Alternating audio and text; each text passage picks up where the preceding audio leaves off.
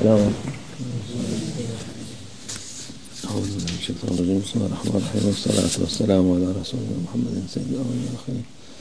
مدد يا رسول، مدد يا سادات أصحاب رسول، مدد يا شيخ دستور ما شاء الله. فاز داس شيخ محمد آدم حقاني. مدد طريقتنا الصحبة والخير في الجميع. بسم الله الرحمن الرحيم. الله خالق كل شيء وهو على كل شيء وكيل. Adab tarikatın baş öğretisidir. Adab, good manners, is the first teaching of the tariqah. Tarikata giren adabı öğrenir. Those who enter the tariqah must first learn and will first learn what it means to have adab, good manners. Adab ilk başta kimle olacak? Allah Azze ve Celle ile olur. We need to learn good manners towards whom first? We need to learn good manners, adab first, towards Allah Almighty. Allah Azze ve Celle her şeyi yaratan o. He Almighty Allah is the one who created everything. Her şeyin herkese hayat veren. It is Him, Allah Almighty, who gave life to everything. İnsanlara, cemaatlara, haşeratlara. It is Him, Allah Almighty, who gave life to humans, to animals, to insects, to all creatures. Bütün kainata onun kudretiyle yaratılmış. Everything in creation has been created through the divine power of Allah Almighty. Onundur hepsi. And everyone belongs to Him, Almighty Allah. El-mülkü lillah der. Mülk, Allah, malik olan Allah'tır Azze ve Celle. The dominion of everything is to Allah Almighty. He, Almighty Allah, is the King of everyone and everything. Onun için tarikatın edebi Allah Azze ve Celle ile. Therefore, tariqah teaches us the adab, the good manners and behavior, to behave properly towards one's Lord, Allah Almighty. Her olana Allah'tan bilmek. And good manners and to have adab means to know that everything comes and happens through Allah Almighty. Allah Azze ve Celle'den bilmek, ona itiraz etmemek. Adab requires us to know and to have the awareness that everything happens through the will of Allah Almighty and to not object what He Almighty, Allah Almighty wants to happen. İtiraz etmek şeytanın işidir. It is shaitan's business to criticize, to object, to interfere. Onun yolunda gidenler de itiraz eder. And it is those who follow the way of shaitan who also object, criticize, who revolt. Her şeye itiraz eder. And they object against everything. İyisine de kötüsüne de hiçbir şeyi beğenmez. Whether something's good or bad, they criticize everything. Her şeye itiraz eder. And they object and protest and oppose everything. Allah Azze ve Celle'nin işine de karışırlar. And they go in further to interfere with Allah Almighty's affairs. Bazıları tarikattan almayanlar nasıl Allah Azze ve Celle bu kadar zulme karşı gelmiyor. Those who do not follow the tariqah go in further and interfere with Allah Almighty's affairs and object Allah Almighty and criticize Allah Almighty, saying, in the face of all this oppression going on in this world, why does Allah Almighty not stop it, they say. Bir şey, bazı şey, Allah Azze ve Celle'nin dünya cennet değil.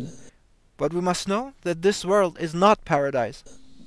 Dünyada imtihan yeridir. This world is a place for being tested. O olacak. Her türlü şey olacak Allah. And therefore, being tested means that everything can happen and everything will happen. Muhafaza etsin. And we must seek therefore Allah Almighty's protection. Mümin olan insan Allah'a yalvaracak ki, those who believe in Allah Almighty pray to Allah Almighty and ask from Allah Almighty. Allah muhafaza etsin kendisini. And those who believe in Allah Almighty request from Allah Almighty protection. O başka türlü olmaz. Sen istediğin kadar itiraz et. There's no other way. There's no way to change. You may object, interfere, criticize as much as you want. O şey, sana gelecek şey ancak Allah'ın merhametiyle dua yapıp onu muhafaza etsin diye şey yaparsın. What you are destined to go through will happen to you, and there is no escape, except asking Allah Almighty for protection and asking Allah Almighty to protect you from what is destined for you. Allah'a karşı gelmekle bir şey olmaz. You will not obtain anything by opposing Allah Almighty. Şu daha iyi yapar, bu daha kötü yapar diye. People may say, if that one came, he would do a better job. If this one comes, he will do a bad job, they say. Kimseye güvenme. Don't trust anyone. Allah Azze ve Celle yalnız güven. Allah Azze ve Celle'nin trust in Allah Almighty only. Kudreti, takdiri, Allah Azze ve Celle her şeyi yapar. Trust in Allah Almighty and His power and His divine will, and He Almighty Allah is the one who can do anything. Her şeye kadir olan Allah Azze ve Celle. He has the power over everything and He is capable of everything. Zoru kolaylaştırır. He is the one who can make the difficult become easy. Allah her türlü beladan muhafaza eder. It is Him, Allah Almighty, who can protect you from all kinds of affliction. Her şeyi yapan Allah Azze ve Celle'dir. Odur. It is Him, Almighty Allah, who can do anything. İşte tarikatın esası, tarikatta olmayanlar, and this is the essence of what Tariqa teaches us. Müslüman bile olsa gene itiraz eder. However, those who do not follow the Tariqa, they don't have these manners.